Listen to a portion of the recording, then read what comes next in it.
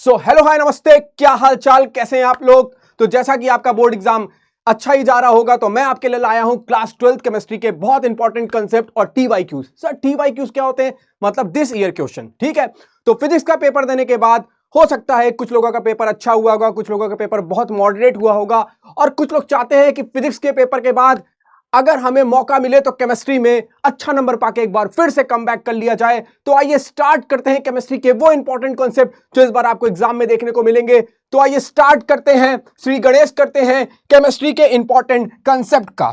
तो सबसे पहला जो आपका टॉपिक आपको दिख रहा है, जो सबसे पहले आपको टॉपिक दिख रहा है वो है फिजिकल केमिस्ट्री का सोल्यूशन। ठीक है, तो सबसे पहला जो टॉपिक आपको दिख रहा है वो दिख रहा है फिजिकल केमिस्ट्री का सोल्यूशन। ठीक है, तो इसमें आपको क्या देखने को मिलेगा एग्जाम में?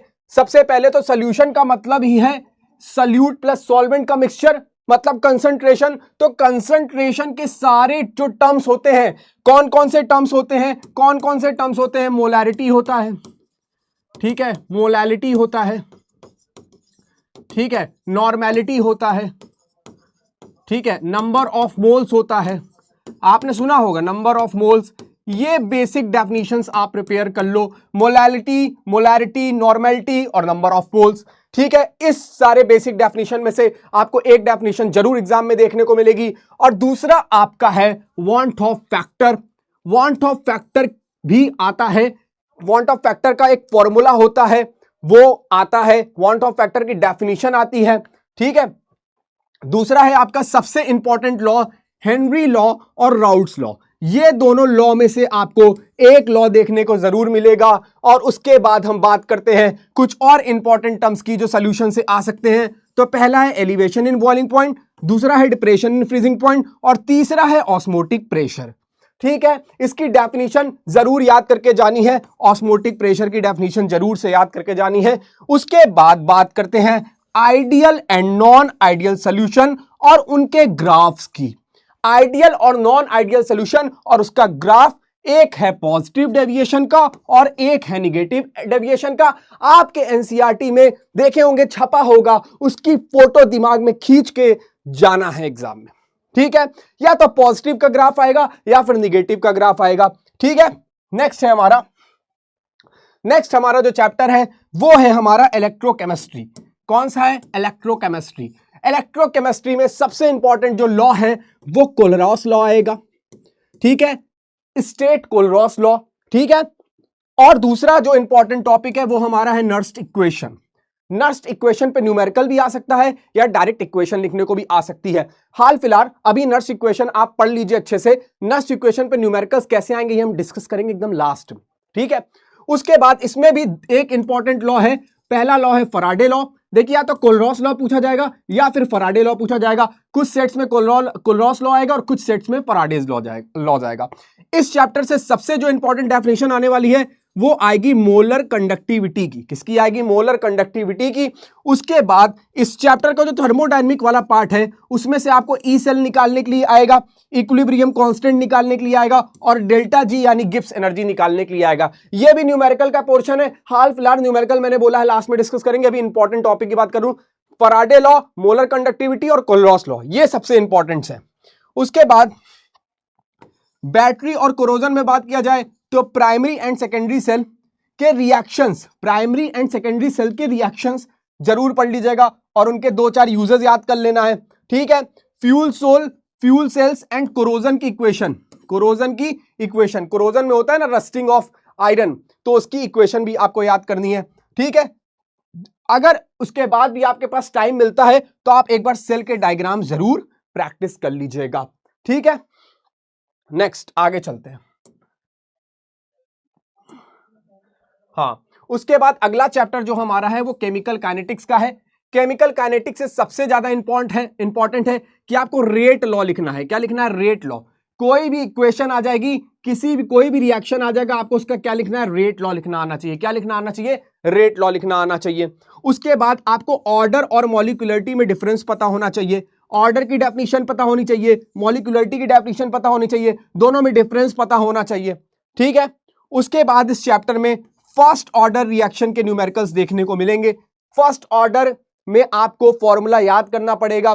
ठीक है, K is equal to 2.303 upon T log initial concentration upon final concentration वाले फॉर्मूले पे आपको जरूर न्यूमेरिकल देखने को मिलेगा।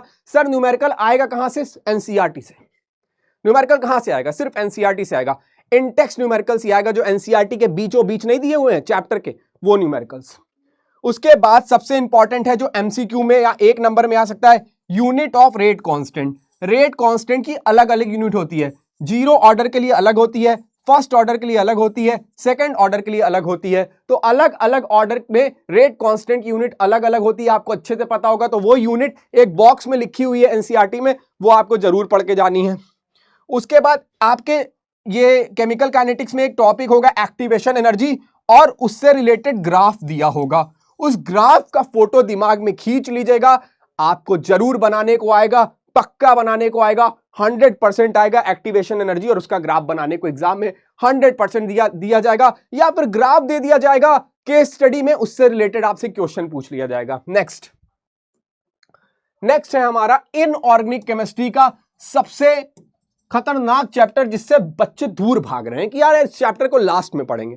तो उस चैप्टर से भी हमारे पास सबसे पहला, तो इस चैप्टर से एक कंपाउंड की आईयूपीएसी नेमिंग आएगी। आपको एक कंपाउंड दिया रहेगा, उसकी आपको क्या करनी पड़ेगी? आईयूपीएसी नेमिंग लिखनी पड़ेगी, ठीक है। उसके बाद दूसरा लाइगेंड्स, आपको पता है यूनिडेंटेड लाइगेंड्स, इसकी डेफिनेशन आ सकती है bidentate and ambidentate ligand. Last year आपका एम्पीडेंटेड आया था, इस साल बाइडेंटेड आने की पूरी चांसेस है। इसके अलावा इसमें दो थ्योरी है, पहला है वैलेंस बॉन्ड थ्योरी जो आप क्लास 11th में पढ़े हो, और दूसरी थ्योरी है क्रिस्टल फील्ड थ्योरी जो आप इस साल पढ़े हो कोऑर्डिनेशन कंपाउंड में। क्रिस्टल फील्ड थ्योरी अच्छे से पढ़ के जाना है। क्रिस्टल फील्ड थ्योरी से जो रिलेटेबल क्वेश्चन आता है वो आता है, कोई भी आपको कंपाउंड दे देगा, आपको उसका हाइब्रिडाइजेशन बताना है। क्या बताना है? हाइब्रिडाइजेशन बताना है और मैग्नेटिक बिहेवियर बताना है। मैग्नेटिक बिहेवियर दो टाइप के होते हैं, पहला होता है डाईमैग्नेटिक और दूसरा होता है आपका पैरामैग्नेटिक। तो आपको कोई भी कोऑर्डिनेशन कंपाउंड दे देगा और कहेगा कि सीएफटी से, वीबीटी तो बहुत ओल्ड मॉडल हो गया, वीबीटी के दो चार फीचर्स आ सकते हैं लिखने के लिए, लेकिन सीएफटी से क्वेश्चन 100% आएगा। आपको एक कंपाउंड दिया रहेगा और आपको उसका हाइब्रिडाइजेशन और मैग्नेटिक बिहेवियर लिखना पड़ेगा पूरा डायग्राम बना के। तो इसको अच्छे से पढ़ के जाना है, क्रिस्टल फील्ड थ्योरी को अच्छे से पढ़ के जाना है, ठीक है।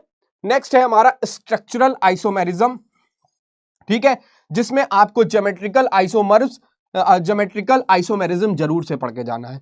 ज्योमेट्रिकल आइसोमेरिज्म में आपके दो होंगे, सिस और ट्रांस वाले टॉपिक, वो भी पढ़ लीजिएगा। अगर इतना पढ़ने के बाद आपको टाइम मिले तो ये जरूर पढ़ लीजिएगा, क्योंकि ये दोनों में ऑप्शनल होता है, या तो सीएफटी से किसी कंपाउंड का मैग्नेटिक बिहेवियर और हाइब्रिडाइजेशन लिखने के लिए आएगा, या फिर ये ज्योमेट्रिकल आइसोमर से क्वेश्चन आएगा। मैं तो कह रहा हूं सीएफटी जरूर पढ़ के जाइएगा, सीएफटी से क्वेश्चन पक्का देखने को मिलेगा। नेक्स्ट, हाँ, अगला है ऑर्गेनिक केमिस्ट्री का सबसे पहला टॉपिक, क्या है? हेलो एल्केन्स और हेलो एरिन्स। आपको मैकेनिज्म आएगी 2 नंबर की, ठीक है। ऑर्गेनिक केमिस्ट्री से 2 नंबर की मैकेनिज्म आएगी, SN1 और SN2 रिएक्शन की। ये मैकेनिज्म आपके बुक में दी हुई होगी, कुछ बच्चे पढ़ भी चुके होंगे, याद भी रख चुके होंगे। और SN1 और SN2 में सबसे ज्यादा इंपॉर्टेंट है SN1 मैकेनिज्म, ठीक है। कोई भी रिएक्शन आएगा, न्यूक्लियोफिलिक सब्स्टिट्यूशन कोई भी रिएक्शन आएगा, उसकी आपको मैकेनिज्म लिखना जरूर आनी चाहिए। तो मैकेनिज्म 3 स्टेप का होता है, वो आप पढ़ के जाइएगा, SN1 मैकेनिज्म। उसके बाद कुछ रिएक्शंस आएंगे जो कन्वर्जन टाइप क्वेश्चंस आते हैं ऑर्गेनिक केमिस्ट्री पे, वो कुछ रूल्स पे आते हैं। तो कौन से? Saytzeff's rules, Markovnikov and anti Markovnikov rules पे क्वेश्चन आते हैं। तो ये रूल्स अच्छे से प्रैक्टिस करके जाना है। मार्कोनिकॉफ रूल और एंटी मार्कोनिकॉफ पे भी क्वेश्चन आपको देखने को मिलेगा एग्जाम में, ठीक है। उसके बाद बात करते हैं रिएक्शंस की। तो जितने भी नेम्ड रिएक्शंस हैं, named reactions are very important. जितने भी नेम्ड रिएक्शन आपको दिख रहे हैं वो आप पढ़ लो। हेलो एल्केन्स और हेलो एरिन्स में नेम्ड रिएक्शंस आर इंपॉर्टेंट। आपको 6 नेम्ड रिएक्शंस एग्जाम में देखने को मिलेंगे, 6 नेम्ड रिएक्शंस। वो अभी मैं बताने वाला हूं कौन कौन से, लेकिन इस चैप्टर के सारे नेम्ड रिएक्शन इंपॉर्टेंट हैं, क्योंकि वो एमसीक्यू में भी दिखने को मिल सकते हैं, 2 मार्क्स में भी दिखने को मिल सकते हैं, 4 मार्क्स में भी दिखने को मिल सकते हैं, इवन केस स्टडी में भी आ सकते हैं, क्योंकि हेलो एल्केन्स और हेलो एरिन्स के सारे नेम्ड रिएक्शंस बहुत इंपॉर्टेंट हैं। नेक्स्ट, आगे चलते हैं, ठीक है। उसके बाद हम बात करते हैं अल्कोहल, फिनॉल्स एंड ईथर्स की। इसमें सबसे ज्यादा इंपॉर्टेंट जो कन्वर्जन आएगा वो हाइड्रेशन ऑफ एल्कीन से आएगा। सबसे जितने भी आपको हाइड्रेशन ऑफ एल्कीन पे कन्वर्जन टाइप रिएक्शन दिख रहे हैं आप सारे पढ़ लीजिएगा हाइड्रेशन ऑफ एल्कीन्स पे। ग्रिनार्ड रिएजेंट की डेफिनेशन आएगी, इवन उसका फॉर्मूला लिखने के लिए भी आ सकता है प्रोसेस। उसके बाद डिहाइड्रेशन वाले कन्वर्जन भी पढ़ने हैं। ऑक्सीडेशन ऑफ अल्कोहल पढ़ के जाना है। ऑक्सीडेशन ऑफ अल्कोहल पे जितने भी आपको कन्वर्जन दिख रहे हैं अच्छे से याद कर लीजिएगा। उसके बाद अगर बात किया जाए तो इस वाले चैप्टर से एसिडिटी आ जाती है कंपाउंड्स में, तो एसिडिक स्ट्रेंथ पढ़ लेना है। एसिडिक स्ट्रेंथ किस पे डिपेंड करती है, अल्कोहल ज्यादा एसिडिक है कि फिनॉल ज्यादा एसिडिक है, इस पे भी क्वेश्चन आते हैं। कौन ज्यादा एसिडिक है, एक अल्कोहल का कंपाउंड दिया रहेगा और फिनॉल दिया रहेगा, पूछेगा कौन सबसे ज्यादा एसिडिक है, तो ये कंसेप्ट भी एनसीईआरटी में दिया है, पढ़ के जाना है। ठीक है, नेक्स्ट है सबसे important reaction Williamson synthesis and reactions with HI। कोई भी कंपाउंड दे देगा आपको, उसका रिएक्शन HI के साथ दे देगा, तो आप देख लेना कि एनसीईआरटी में वो सारे क्वेश्चंस प्रिंटेड हैं, वो सारे क्वेश्चन को एक बार अच्छे से प्रैक्टिस कर ले, देख कर एक बार लिख ले। ये भी इस साल के लिए 2026 के लिए इंपॉर्टेंट टॉपिक है। नेक्स्ट, ठीक है, अगला टॉपिक है हमारा aldehyde, ketones and carboxylic acids पे। ठीक है, तो इसमें हमारे स्टार्ट हो जाते हैं टेस्ट। आपको पता है कि एग्जाम में 2 फंक्शनल ग्रुप आएगा, उसमें डिफरेंस लिखने के लिए आएगा।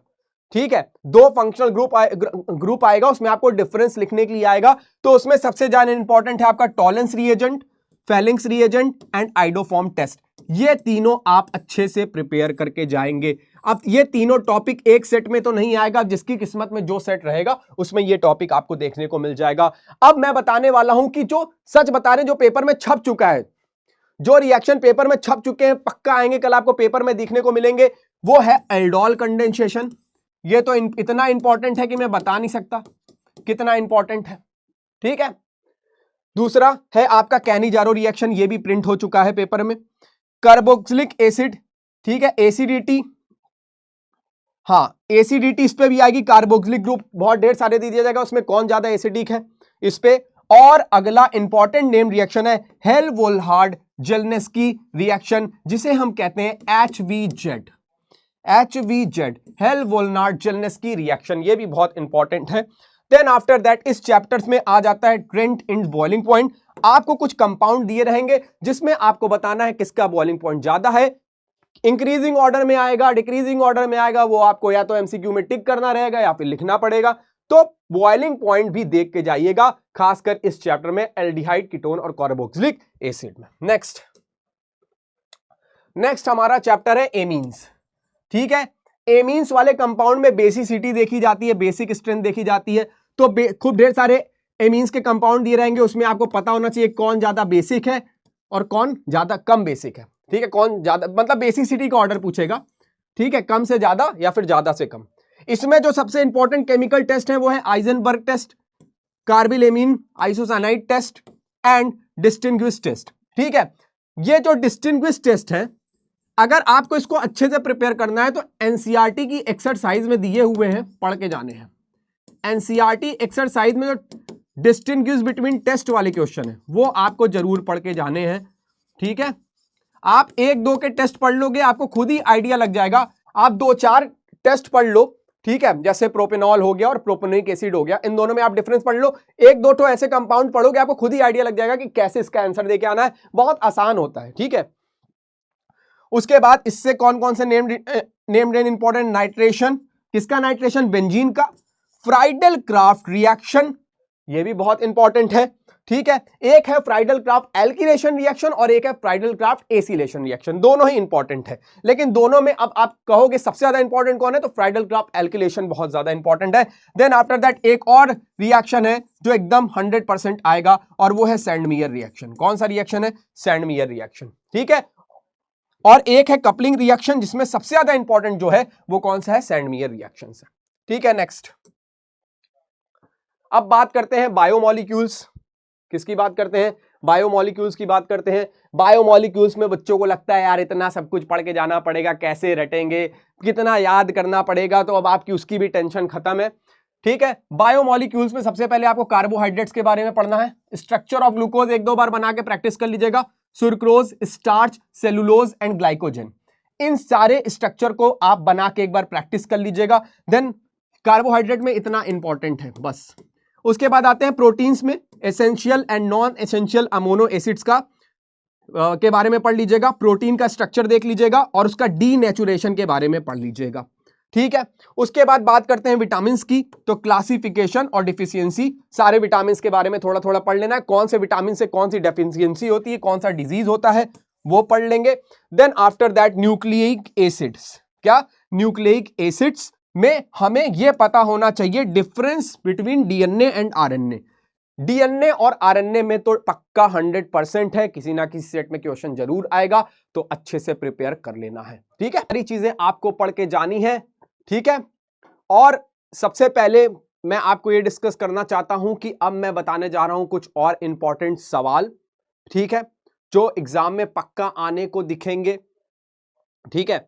तो सबसे पहला जो है वो है पोटेशियम परमैंगनेट और पोटेशियम डाइक्रोमेट की प्रॉपर्टीज एंड प्रिपरेशन। ये पक्का पढ़ के जाना है, इस पे जरूर से क्वेश्चन आएगा।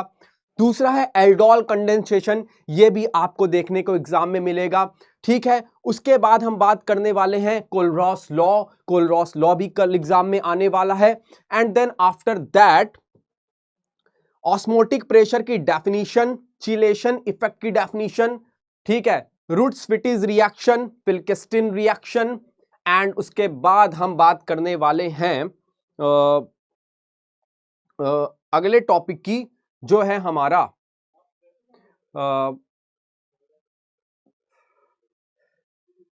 एक्टिवेशन एनर्जी और उसके ग्राफ पे, ठीक है। तो ये सारी चीजें आपको पढ़ के जरूर से जाना है एग्जाम में, इस पे जरूर से क्वेश्चन आएगा, ठीक है। तो ये सारी चीजें आपको पढ़ के जानी है। तो इतना ही काफी है आज के लिए। तो बहुत बहुत धन्यवाद, थैंक यू इस वीडियो को देखने के लिए। इस वीडियो को देखने से आपको एक आइडिया हो गया होगा कि एग्जाम में कैसे पढ़ना है और कैसे तोड़फोड़ मचानी है। तो जाइए और एक बार फिर से केमिस्ट्री के एग्जाम में तोड़फोड़ मचा दीजिए और बोर्ड एग्जाम में एक बार आपका फिर से कमबैक हो जाएगा। तो आज के लिए बहुत बहुत धन्यवाद और आपके केमिस्ट्री के एग्जाम के लिए आपको बहुत बहुत बेस्ट ऑफ लक।